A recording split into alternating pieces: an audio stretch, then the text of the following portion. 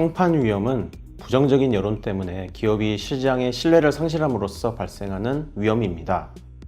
이러한 위험의 관리는 굉장히 중요해지고 있고, 특히 금융업은 거래의 특성상 신뢰가 절대적으로 중요합니다. 하지만 아직 국내 은행들은 평판 위험에 대한 인식이 높지 않은 편입니다.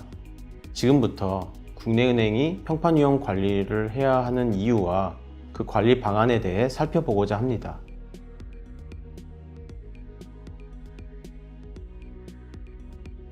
오늘날처럼 SNS가 발달한 사회에서는 어느 한 은행에 대한 일부 소비자나 직원들의 불만이 축적될 경우 그 소식이 온라인을 통해 빠르게 퍼져나가서 해당 은행의 평판을 급속히 악화시킬 수 있습니다. 나아가 어느 한 은행의 사건이 국내 은행 전체에도 영향을 줄 수 있는데, 특히 은행 산업의 과도한 수익성에 대한 부정적 인식이 더욱 확산될 것으로 우려됩니다. 사실 국내 은행의 수익률은 미국이나 중국 등에 비해 낮은 편이고, 은행이 수익성을 안정적으로 유지해야만 불경기가 왔을 때 건전성을 유지함으로써 금융위기를 예방할 수 있습니다. 하지만 고객은 부동산 담보대출과 밀어내기식의 금융상품 판매 등으로 은행이 돈을 쉽게 그리고 많이 번다고 느끼고 있어서 국내 은행의 수익 규모에 대한 비판이 지속되고 있습니다. 이러한 부정적 인식의 확산은 은행 경영에 큰 애로 요인으로 작용할 수 있기 때문에 국내 은행은 평판 위험을 보다 체계적으로 관리할 필요가 있겠습니다.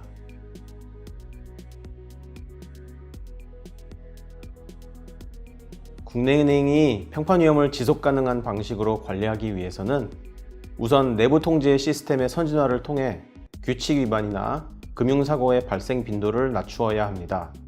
현재 국내 은행은 준법 감시인을 통한 사전적 내부 통제와 감사를 통한 사후적 내부 통제 시스템을 외형적으로는 잘 구축하고 있지만 내부 통제의 중요성에 대한 전반적인 인식은 높지 않은 상태입니다. 규칙 위반이나 금융사고가 자사의 브랜드 가치에 치명적인 영향을 줄 수 있음을 감안해서 이를 예방하기 위한 전사적인 관심을 가질 필요가 있겠습니다. 이러한 점에서 인공지능 기술이나 빅데이터 분석 등을 활용해 임직원의 업무 행위를 보다 효율적으로 모니터링하는 레그테크에 대한 투자도 검토할 수 있을 것입니다. 다음으로는 고객, 직원, 감독당국, 언론 등 각종 이해관계자들과의 소통을 통해서 부적절한 관행을 발굴하고 선제적으로 개선해야 합니다. 점포 철폐 같이 소비자의 이해와 직결되는 사안을 결정할 때에는 정기적인 설문조사나 심층 면접, 공청회 등의 절차를 거침으로써 경영상 어쩔 수 없이 고객의 요구를 충족할 수 없는 결정을 하게 되더라도 고객에게 최대한의 편의를 제공하고 양해를 구해야 평판의 악화를 최소화할 수 있을 것입니다.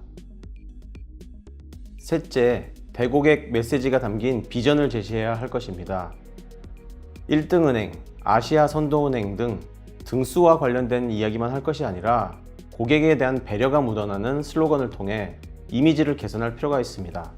가령 우리는 고객, 지역민, 그리고 주주를 위해 결과를 냅니다 라는 미국 뱅크 오브 아메리카의 슬로건을 참고할 수 있겠습니다. 넷째, 임직원의 인센티브를 고객의 이해와 연동시킴으로써 고객과의 이해상충 문제를 완화해야 할 것입니다. 소비자의 니즈보다 특판 금융상품의 밀어내기식 판매에 집중할 경우 고객의 불만이 쌓이게 됩니다. 따라서 직원의 인센티브를 결정하는 KPI에서 신규 상품 판매 등 단기 실적과 관련된 항목은 줄이고 고객의 수익률이나 고객의 만족도와 같은 고객 관련 지표와 은행의 건전성 지표 등을 중심으로 인센티브 구조를 재구성할 필요가 있겠습니다. 마지막으로 소비자 문제의 발생을 최소화하기 위해서 금융상품의 개발부터 판매 및 사후 관리까지 모든 과정에서의 관리가 필요합니다. 가령 상품의 개발 단계에서는 소비자의 이해도를 높이기 위해서 상품을 최대한 단순화하고 판매 단계에서는 정보 제공의 내용과 방식을 최적화함으로써 불완전 판매를 최소화하는 것이 중요합니다.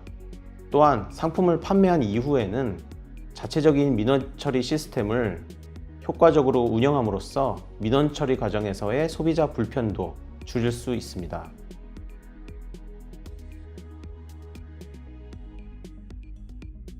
국내은행의 평판위험 관리 필요성은 날로 커지고 있습니다.